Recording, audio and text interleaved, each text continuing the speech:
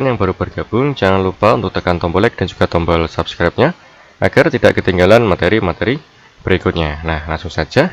Dalam statistika, kita akan belajar pengumpulan data dan penyajian data. Langsung saja kita mulai dari pengumpulan data. Nah, sebelum pengumpulan data, kita ketahui data itu apa? Data adalah keterangan yang benar dan nyata. Bisa dipahami ya, keterangan yang benar dan nyata. Kemudian untuk pengumpulan data, itu bisa kita lakukan menggunakan dua cara.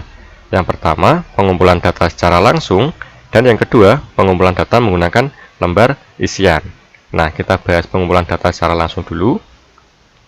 Pengumpulan data secara langsung dilakukan untuk data sederhana dan dapat dilakukan sendiri. Contohnya, pengumpulan data jarak rumah ke sekolah dari 20 orang. Kemudian misalkan ada lagi pengumpulan data tinggi badan dari 20 orang. Ada lagi pengumpulan data ukuran sepatu dari 20 orang. Nah, misalkan seperti ini ya. Misalkan jarak rumah ke sekolah, satuannya kilometer. Kemudian datanya ini, ada yang 2 km, 3 km, 5, 8, 4, 1. Nah, ini berupa data, pengumpulan data secara langsung. Atau juga data berat badan siswa kelas 4, satuannya kilogram. Ada yang 25, 31, 28, dan lain sebagainya. Nah, bisa dipahami ini ya, pengumpulan data secara langsung. Kemudian, yang kedua, pengumpulan data menggunakan lembar isian. Pengumpulan data menggunakan lembar isian yaitu dengan cara mengisi lembar isian, bertujuan untuk mempermudah kita dalam pengolahan data. Nah, contohnya pemilihan ekstrakurikuler ya. Kemudian mata pelajaran favorit siswa kelas 4, kemudian lagi hobi siswa kelas 4, dan masih banyak lagi yang lainnya. Nah, misalkan contohnya seperti ini, lembar isian pemilihan ekstrakurikuler. Nah, perhatikan, nama, ada pramuka, bisa di checklist nanti ya, atau dicentang. Misalkan satu orang ini memilih apa, kemudian nanti datanya dikumpulkan. Nah, jika kalian sudah memahami tentang pengumpulan data, maka langkah selanjutnya yaitu yang kedua ya. Nah, ini penyajian data. Nah, setelah dikumpulkan, datanya itu disajikan. Nah, untuk di kelas 4 ada dua cara yang digunakan ya, yaitu menyajikan data dalam bentuk tabel. Kemudian yang kedua, menyajikan data dalam bentuk diagram batang. Kita pahami dulu menyajikan data dalam bentuk tabel. Nah, langsung contoh saja. Sajikan data berikut dalam bentuk tabel frekuensi. Nah, perhatikan. Data berat badan satuan kilogram dari 20 siswa. Perhatikan. Datanya ini ya, 26, 30, 29, 28, sampai 29. Nah, kemudian kita buat tabel frekuensinya. Tabel frekuensi berat badan satuan kilogram. Kita buat tabel terlebih dahulu. Di sini diisi berat badan, kemudian di sini turus, dan di sini frekuensi. Nah, turus ini adalah istilah ya untuk menggambarkan agar lebih mudah dalam membaca. Nah, dilambangkan atau disimbolkan dengan garis lurus atau garis miring. Kemudian frekuensi ini adalah jumlah. Nah, langkah selanjutnya jika kita sudah membuat tabel, maka kita lihat datanya.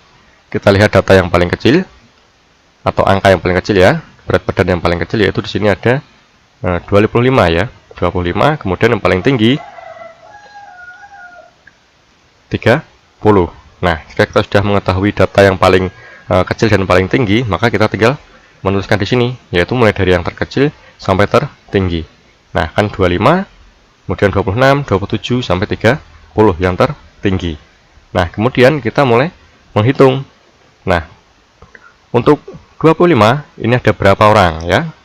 Kita mulai hitung, 1, turusnya 1 ya, atau garis lurus. Kemudian 2, turusnya juga 2, tambah lagi. Kemudian ada lagi 25. Oh, sudah tidak ada ya, berarti frekuensinya atau jumlahnya yaitu 2. Kemudian setelah 25 yaitu 26. Nah, 26 ada 1. Kemudian ada lagi ya 2, ini ada. Kemudian 3. Nah, ada 3 ya. Berarti jumlahnya atau frekuensinya 3.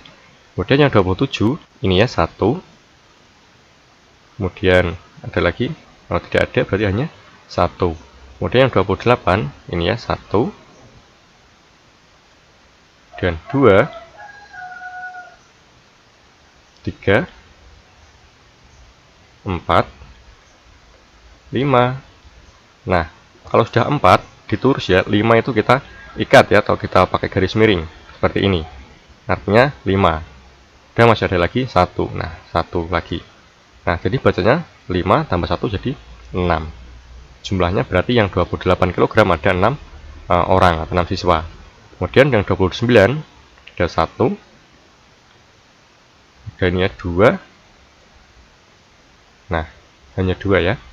Kemudian yang 30 ada 1, 2, 3, 4, 5. Nah, kita ikat ya. 5 dan 6. Pas, habis ya. Berarti ada 6 orang. Nah, selanjutnya kita jumlahkan.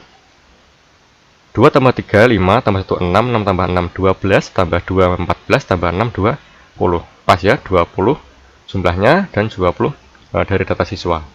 Nah, ini sudah jadi untuk tabel frekuensi. Kemudian, yang kedua, yaitu menyajikan data dalam bentuk diagram batang. Nah, perhatikan, misalkan contoh saja, buatlah diagram batang dari tabel frekuensi jumlah siswa SD harapanmu.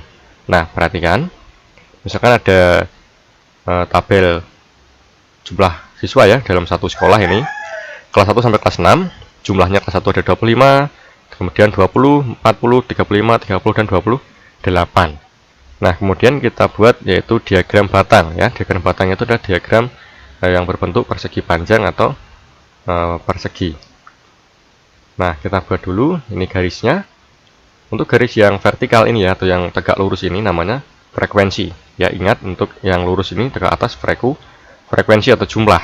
Kemudian yang mendatar atau horizontal ini namanya kelas ya, diisi kelasnya ini. Kemudian kita buat garis untuk menunjukkan jumlahnya ini. Kita usahakan harus sama ya, harus sama. Kita lihat dari yang paling kecil yaitu 20 dan yang paling tinggi 40. Nah, kita bisa mulai dari sini 20, kemudian selisihnya bisa 5 atau bisa 10 ya. Berarti kalau selisih 10, berarti sini 20, 30, 40. Tapi kita bisa juga membuat di sini 10, kemudian selisih 5 jadi 15, selisih lagi 5, 20, seterusnya sampai 40. Nah, bisa dipahami ini ya. Kemudian untuk kelas kita sesuaikan mulai dari kelas 1 sampai kelas 6 harus sama ya. Nah, selanjutnya kita lihat datanya di sini di tabel. Kelas 1 ada 25, berarti kita buat diagram batangnya di sini 1, kelas 1 di angka 25. Nah, 25 di sini. Nah, seperti ini. Kemudian di kelas 2 kita lihat 20. Berarti kita buat diagram batangnya sampai 20. Kemudian kelas 3 itu ada 40. Kita buat diagram batangnya sampai 40 atau buat persegi panjangnya ya ini ya. Kemudian kelas 4 ada 35, kita buat persegi panjang sampai 35. Kemudian yang kelas 5 itu ada 30, kita buat 30. Nah, seperti ini. Kemudian yang kelas 6 yaitu ada 28, kita buat persegi panjang 28. Nah, di sini ada 28 ya. Di antara di bawah 30 ya. Kan di 25, 26, 27, 28, 29, 30. Nah, bisa dipahami nih ya. Nah, sampai di sini dulu video kali ini. Jika ada pertanyaan atau ada yang kurang jelas bisa disampaikan di kolom komentar. Terima kasih.